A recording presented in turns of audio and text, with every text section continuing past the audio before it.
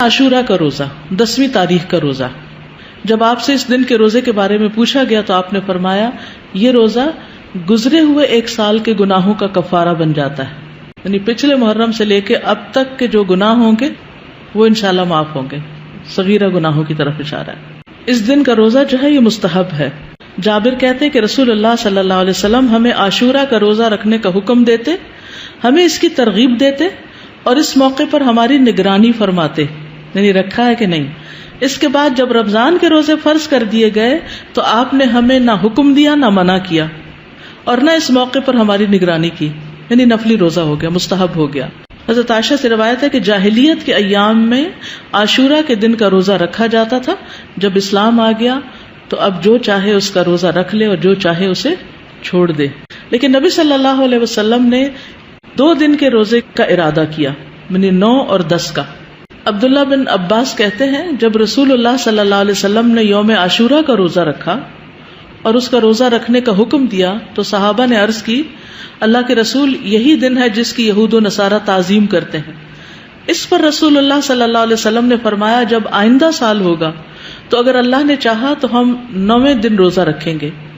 کہا اس کے بعد آئندہ سال نہیں آیا کہ رسول اللہ صلی اللہ علیہ وسلم وفات پا گئے۔ ٹھیک ہے، تو افضل کیا ہے 2 دن کا رکھ لیا جائے، 9 اور 10 کا۔ اور 9 محرم جو ہے بعض کے نزدیک 9 اور بعض 10 دونوں کو عاشورہ کا دن بھی کہا جاتا ہے۔ پہلا عشرہ ہے نا اس میں، جی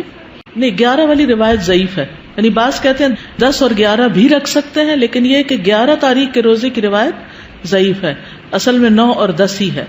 ابن القیم کہتے ہیں کہ ابن عباس کا یہ کہنا تم محرم کا چاند دیکھو تو گنتے رہو اور 9ویں تاریخ کے دن کی صبح روزے کی حالت میں کرو، تو اس سے مراد یہ نہیں کہ عاشورہ 9ویں تاریخ کو کہتے ہیں، بلکہ ان کی مراد یہ ہے کہ 10ویں سے پہلے 9ویں کا روزہ بھی رکھو، کیونکہ آپ نے فرمایا تھا کہ اگر میں زندہ رہا تو روزہ رکھوں گا، تو یہ ایک طرح سے آپ کی سنت ہو گئی، کیونکہ آپ نے اس کے بارے میں خود صحابہ کو ترغیب دلائی۔ بچے چلیں اگر 2 نہیں رکھ سکتے تو 1 تو رکھوائیں۔ اور یہ جو الفاظ ہیں نا سلسلۃ الاحادیث الضعیفہ کے کہ اگر میں زندہ رہا تو یوم عاشورہ سے 1 دن پہلے یا 1 دن بعد میں روزہ رکھنے کا حکم دوں گا،